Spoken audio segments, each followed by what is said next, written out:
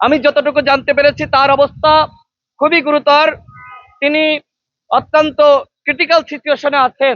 আমি গতকাল আমার নিজ জেলা ঝিনাইদহ জেলাতে ছিলাম, ঝিনাইদহ 2 আসনে গণসংযোগে।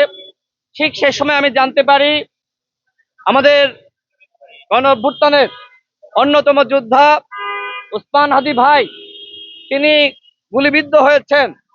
আপনারা গতকাল রাতে সকলেই জানতে পেরেছেন উসমান হাদিকে ছাত্রলীগের দুর্বৃত্তরা গুলি করেছে। আমি জানার পরপরই রাতে ফিরেছি এবং আজকে সকালে তাকে দেখার জন্য এসেছি। আমি যখন যাই, মেডিকেল বোর্ড বসেছিল। মেডিকেল বোর্ড শেষ হওয়ার পরে আমি উসমান হাদি ভাইয়ের বড় ভাইয়ের সাথে কথা বলেছি এবং তার খোঁজ খবর নেওয়ার চেষ্টা করেছি। আমি যতটুকু জানতে পেরেছি তার অবস্থা খুবই গুরুতর। তিনি অত্যন্ত ক্রিটিক্যাল সিচুয়েশনে আছেন। তার অবস্থা অপরিবর্তিত। আল্লাহর কাছে এই মুহূর্তে দোয়া করা ছাড়া আমাদের কিছু করার নাই।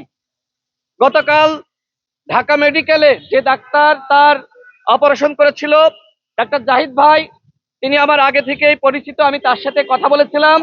তিনি আমাকে জানিয়েছেন যে কানের নিচ দিয়ে এক পাশ থেকে গুলি লেগে আর এক পাশ থেকে বের হয়ে গেছে এবং তার মগজ ক্ষতিগ্রস্ত হয়েছে। আজকে উসমান হাদির বড় ভাই আমাকে যেটি জানালেন, তার খুলির এক পাশ আলাদা করে রাখা হয়েছে, অর্থাৎ তিনি এখন গুরুতর অবস্থায় আছেন। আমরা আল্লাহর কাছে দোয়া করি, মহান আল্লাহ রাব্বুল আলামিন যেন তাকে সুস্থ করে দেন। এই মুহূর্তে একমাত্র আল্লাহই পারেন উসমান হাদিকে আমাদের মাঝে ফিরিয়ে দিতে। আমরা অত্যন্ত ব্যথিত। সারা বাংলাদেশের মানুষ রাজপথে নেমেছে, অনেকে ঘরে বসে দোয়া করছে।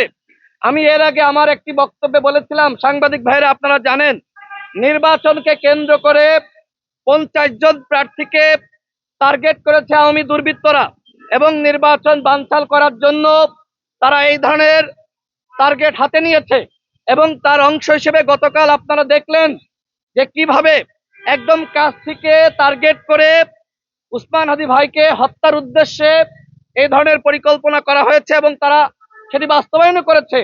সব থেকে যেটি অবাক করার বিষয় সেটি হলো, বন্ধু বেশে আগে এই দুর্বৃত্তরা কাছে গিয়েছে উসমান হাদি ভাইয়ের যে গবেষণা প্রতিষ্ঠান এবং তিনি যেখানে রিসার্চ করেন সেই প্রতিষ্ঠানে এই দুর্বৃত্তরা অসংখ্যবার গিয়েছে, কখনো মাস্ক পরে কখনো মাস্ক খুলে।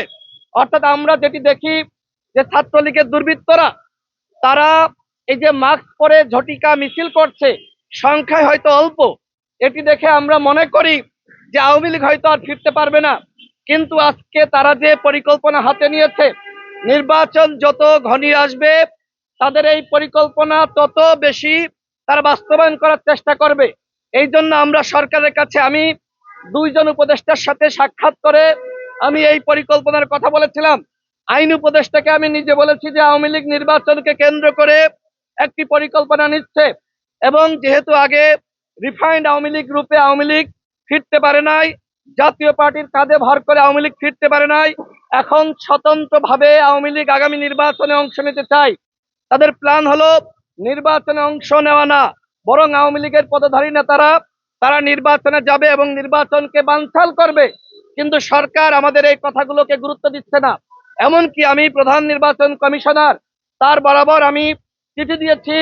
আমি তাকে বারবার বুঝাতে চেষ্টা করেছি যে আপনারা যদি এই আওয়ামী লীগকে কোনোভাবে সুযোগ দেন, আওয়ামী লীগের দোসরদেরকে সুযোগ দেন, তাহলে নির্বাচনের মাঠে আমরা কেউ থাকতে পারবো না।